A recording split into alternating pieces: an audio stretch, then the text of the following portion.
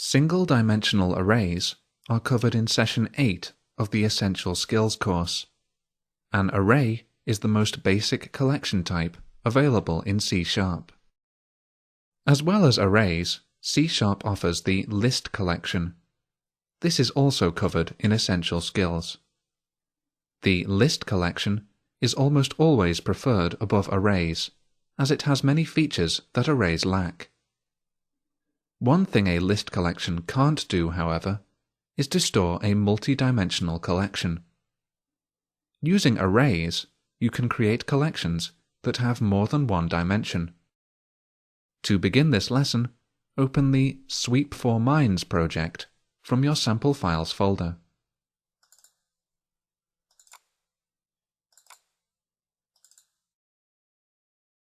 This project is a very simple remake of the classic Minesweeper game. Every version of Windows includes the Minesweeper game. You can find it in the Games folder on the Windows Start menu.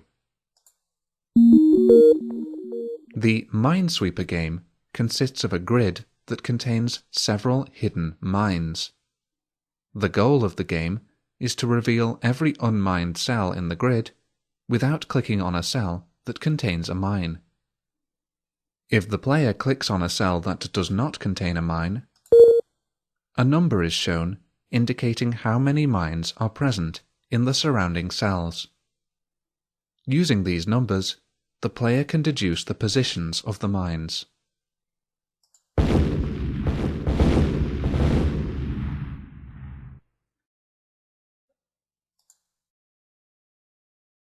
The Sweep for Mines project is already complete, except for the code to place the mines in the grid. Because the game uses a two-dimensional grid, you'll need to use a two-dimensional array to do this. View default.aspx in Design View.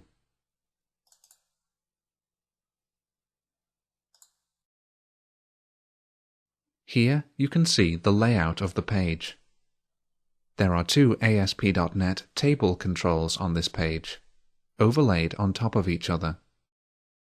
The JavaScript code on this page checks the CSS class property of the cells in the Table Mask table in order to determine whether there is a mine in each cell. Now open the code behind file of default.aspx.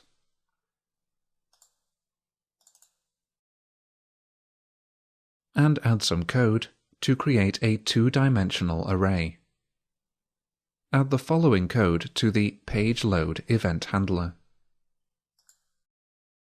Bool, begin square brackets, comma, end square brackets, mine grid equals new bool, begin square brackets, 9, 9, end square brackets. This code creates a two-dimensional 9x9 array of bool variables. The default value of the bool data type is false, so all of the values in the array will currently be false. Your two-dimensional array now looks like this.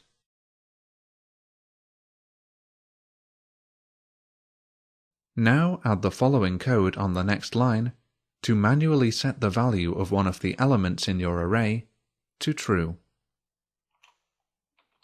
Mine grid 3, 5 equals true. Your array now looks like this.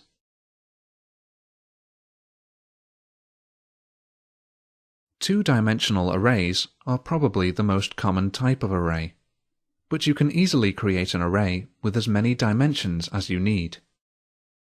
Here's how you would create a three-dimensional array of int variables. Int, begin square brackets, comma, end square brackets, int cube equals new int, begin square brackets, 9, 9, 9, end square brackets. This code would create a 9 by 9 by 9 array. You would set its values in a very similar way to the two-dimensional array.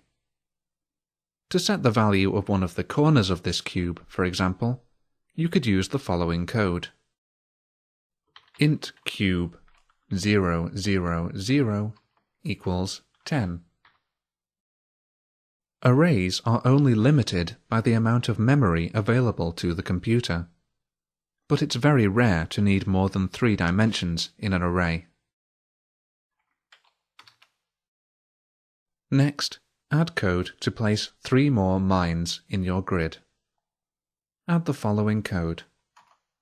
Mine grid 0, 3 equals true. Mine grid 8, 4 equals true. Mine grid 5, 7 equals true. Your array now looks like this. Your 4 mines are now in place in the array. You'll learn how to iterate through the two-dimensional array and place the mines onto the page in the next lesson. In the Essential Skills course, you learned that you can create an array that automatically sets its own size. For example, the following code would create an array with the numbers 1, 2, and 3. Int array equals new int begin curly brackets 1, 2, 3. You can do the same thing with multidimensional arrays. Here's the code to create and populate a 3x3 int array without needing to manually specify its size. Int grid equals new int, begin curly brackets 1, 2, 3, end curly brackets, begin curly brackets 4, 5, 6, end curly brackets, begin curly brackets 7, 8, 9, end curly brackets, end curly brackets. This code would create the following array.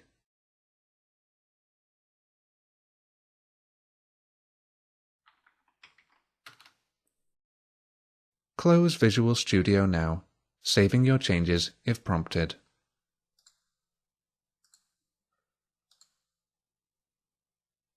You've now completed Lesson 2.6.